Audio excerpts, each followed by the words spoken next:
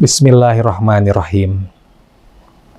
Alhamdulillah wa syukru ala nikmatillah, la hawla wa la quwata illa billah. Asyhadu an la ilaha illallah wahdahu la syarikalah wa asyhadu anna Muhammadan abduhu wa rasuluh allazi la nabiyya ba'da amma ba'da. Wa qala Allah ta'ala fil Qur'anil azim. A'udzubillahi minasyaitonir rajim. Ya ayyuhalladzina amanu ittaqullaha haqqa tuqatih wa la tamutunna illa wa antum muslimun. Hadirin ikhwatu iman yang dirahmati oleh Allah.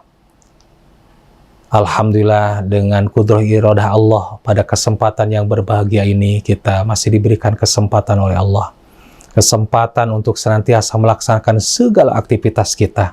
Mudah-mudahan segala aktivitas kita ini bernilai ibadah di sisi Allah, yang mudah-mudahan dengan nilai ibadah ini kita mendapatkan rahmat, karunia, keberkahan, dan tentunya ampunan dari Allah Subhanahu wa Ta'ala. Ikhwatu iman yang dirahmati oleh Allah, suatu ketika Rasulullah SAW memberikan nasihat kepada para sahabat, yang dimana nasihat ini oleh para sahabat di awal mengagetkan, menghentakkan para sahabat. Kenapa? Karena nasihat ini seolah-olah bertolak belakang. Tapi itu di awal. Tapi ketika Rasulullah menyelesaikan nasihat tersebut, maka para sahabat pun bisa menerima dan sangat memahaminya. Apa itu isi nasihatnya? Yang membuat di awal adalah menjadikan atau menghentakkan, mengagetkan para sahabat. Beliau menyampaikan, lan yudkhila ahadan amaluhul jannata. Seseorang tidak akan masuk surga bukan karena amalnya. Inilah yang membuat kaget para sahabat. Karena para sahabat dibina, ditempa oleh Rasulullah kepada mereka ini, bahwa amalah yang akan membukakan pintu surga dengan amal. Terlebih, Rasulullah pun menyampaikan contohnya dalam surah Al-Jasiyah. A'udzubillahi minasyaitonirrajim. Tilkal jannatu allati uristumuha bima kuntum ta'malun. Itulah surga diperuntukkan, diwariskan untuk kalian disebabkan kalian beramal. Tuh lagi-lagi Allah ini menyebutkan bahwa diwariskan untuk kalian disebabkan amal. Berarti masuk surga itu karena amal. Makanya Rasul pun menyebutkan sebelumnya seperti itu.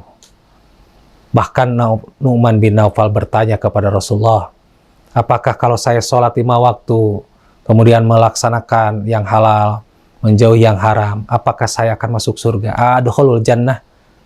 Maka Rasulullah mengatakan, iya, engkau akan masuk surga.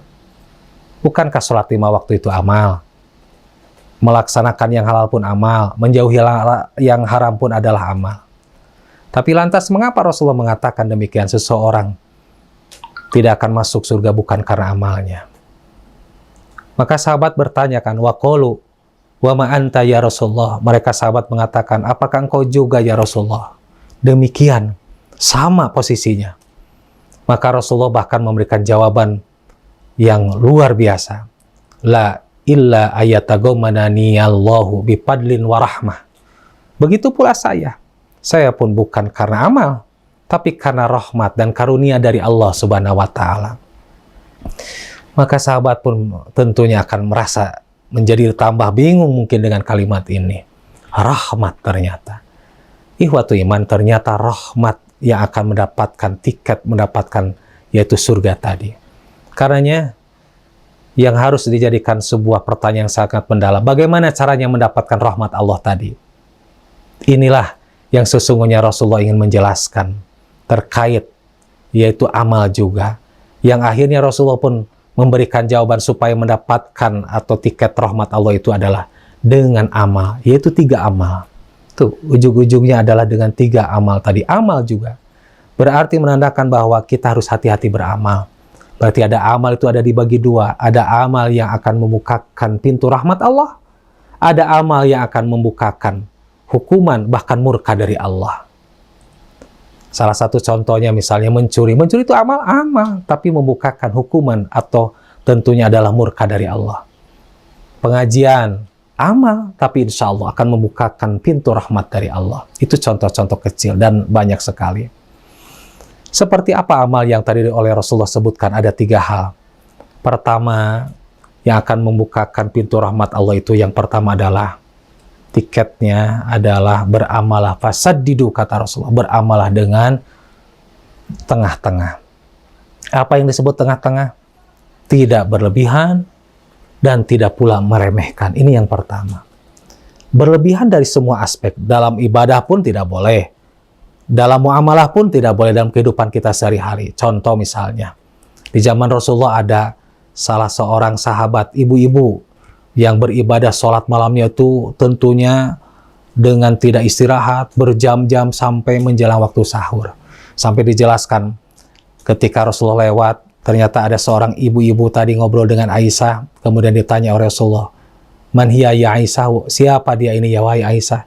"Hiya imra'atun tuzkaru lis-sholatiha." Dia adalah wanita yang terkenal sholat malamnya. Ya tadi, berlebihannya itu karena tidak istirahat, lama, berjam-jam, letih, dipaksakan dan sebagainya. Apa jawaban Rasulullah? Dipuji. Ternyata Rasulullah tidak. Dengan satu kata, mah itu adalah an-nahyu wa jazru, larangan dan tidak boleh terulang kembali. Kalau bahasa kita, jangan sekali-kali lagi seperti itu. Tidak boleh demikian. Maka Rasulullah pun mengatakan, alaikum bima tutikun, perhatikan kemampuan kalian. Ada waktunya, ada batasnya. Rasul pun sholat malam pun begitu pula sama. Makanya Rasulullah ketika sholat malam, ada istirahat dulu, kemudian bangun, kemudian sholat lagi dilanjutkan, terus begitu. Kenapa? Karena ada batasan-batasan kemampuan kita.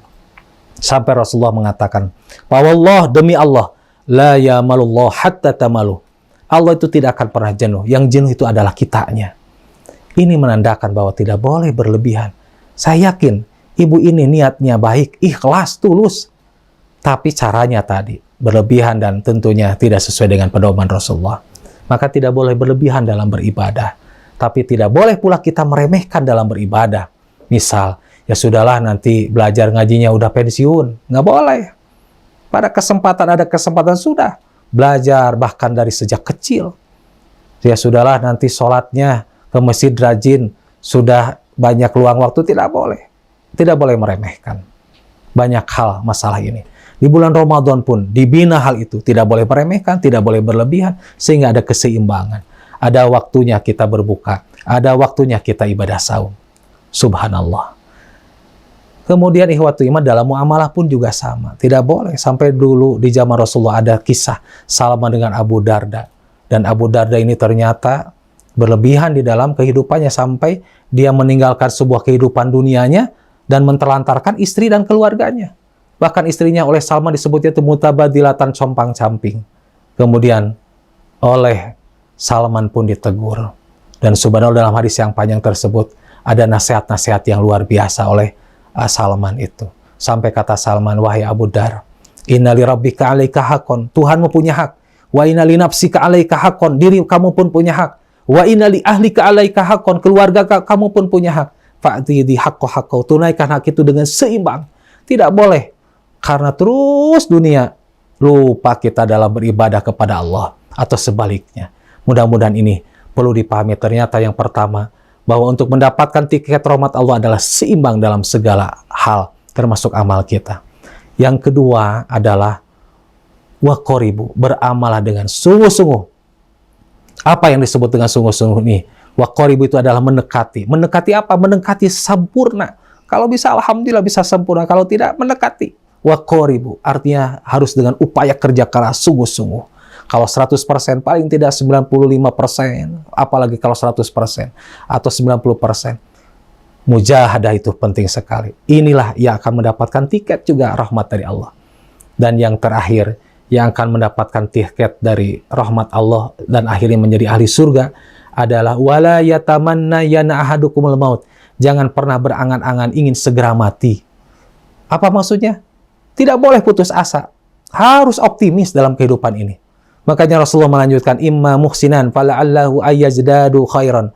Bisa jadi ketika engkau terus bisa berbuat kebaikan, tingkatkan. Wa imma musian, kalau terus berbuat kemaksiatan atau melakukan perbuatan kesalahan, fala'allahu ayyasta'tiba. Maka mudah-mudahan segera letih, segera selesai, udah jangan dilanjutkan. Artinya, rasa optimis tadi harus dilakukan oleh kita.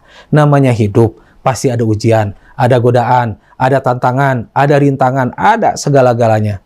Tapi hadapi oleh kita semua. Sampai-sampai ketika dalam aktivitas kita ada yang meremehkan, membicarakan, sudah, lurus saja kita. Ingat firman Allah, i'malu, beramalah, biar Allah dan Rasulnya dan orang beriman yang menilai kepada kita semua. Semoga dengan ibadah Ramadan saat ini, kita mendapatkan rahmat Allah. Karena 3 amal tadi, beramalah dengan seimbang, beramalah dengan sungguh-sungguh, dan beramalah yaitu tidak boleh putus asa, harus semangat. Ya, harus semangat, tidak boleh putus asa. Demikianlah yang bisa disampaikan, semoga bermanfaat. Aqulu qouli hada wa astaghfirullah li wa lakum. Rabbana la tuzigh qulubana ba'da idh hadaitana wa hab lana min ladunka rahmah innaka antal wahhab. Assalamualaikum warahmatullahi wabarakatuh.